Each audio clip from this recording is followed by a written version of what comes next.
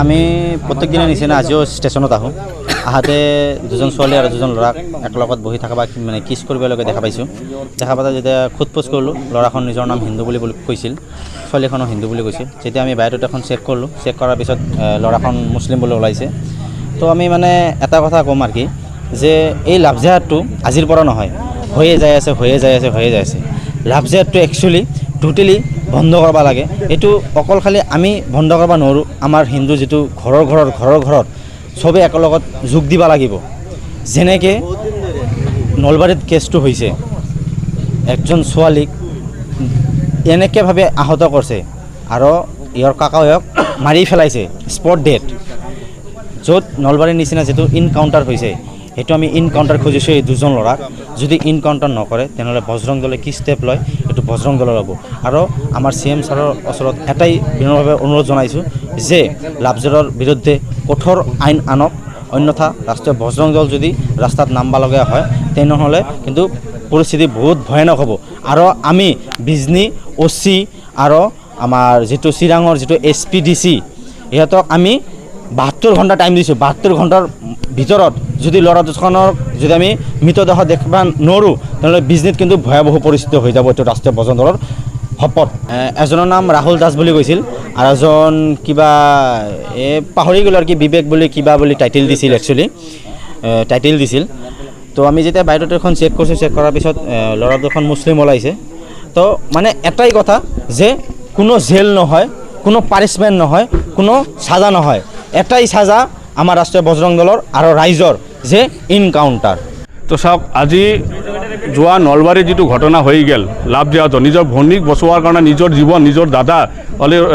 আমাৰ মাধুৰ্য বৰ্মন আমাৰ হিন্দু ভাই হয় তেওঁ নিজৰ জীৱন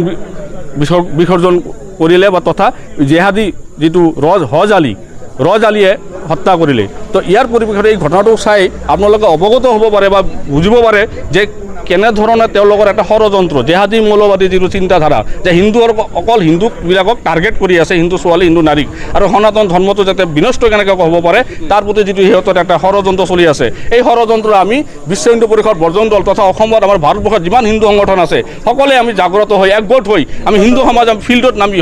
ফিল্ডত নামি কিনে আমি এই যিটো লাভ জেহাদৰ যিটো মৌলবাদী চিন্তাধাৰা যিটো সিহঁতৰ যিবিলাক এজেণ্ডা এই এজেণ্ডা আমি যেনেকৈ নহওক আমি প্ৰতিৰোধ কৰিব লাগিব ইয়াৰ বাবে আমাৰ হিন্দু সমাজ যিটো আমাৰ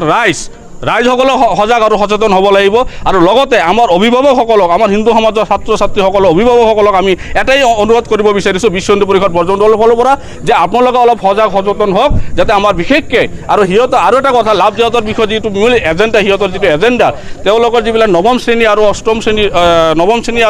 দশম শ্ৰেণীৰ যিবিলাক আমাৰ ছাত্ৰী সিহঁতৰ বেছিকৈ টাৰ্গেট কৰি আছে নাবালিকা ছোৱালীৰ ওপৰত বেছিকৈ টাৰ্গেট কৰি আছে তো সেইকাৰণে আপোনালোকে মোবাইলটো আমাৰ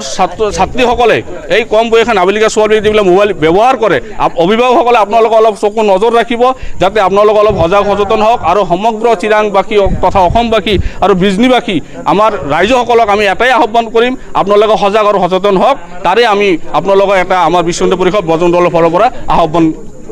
কৰিলোঁ আমি সেইকাৰণে আমাৰ যিবিলাক হিন্দু অভিভাৱক আমাৰ যিবিলাক মানে সেইসকলে এইটোৱে আমি সামাজিক মাধ্যমৰ দ্বাৰা আমি এইটোৱে বাৰ্তা দিব বিচাৰিছোঁ যে আমি লাগিলে প্ৰতিটো গাঁৱে গৈ কিনে আমি সজাগতামূলক আমি এটা বাৰ্তা দিব বিচাৰিছোঁ আৰু লগতে আমি যাতে অনাগত দিনত এনেকুৱা যাতে পুনৰ যাতে লাভ জেহাদৰ ঘটনা যাতে নহয় আৰু তাৰ বাবে আমি পুলিচ প্ৰশাসনৰ ওচৰতে তাৰমানে যাতে আমাৰ সহায় আৰু সহযোগিতা কৰে তাৰে আমি কামনা কৰোঁ আপুনি বিচৰা বাতৰি পাব কেৱল নিউজ 18 এপত নিউজ 18 এপ ডাউনলোড কৰিবলৈ স্কেন কৰক এই QR কোড গুগল প্লে ষ্টৰতো পাব এই নিউজ 18 এপ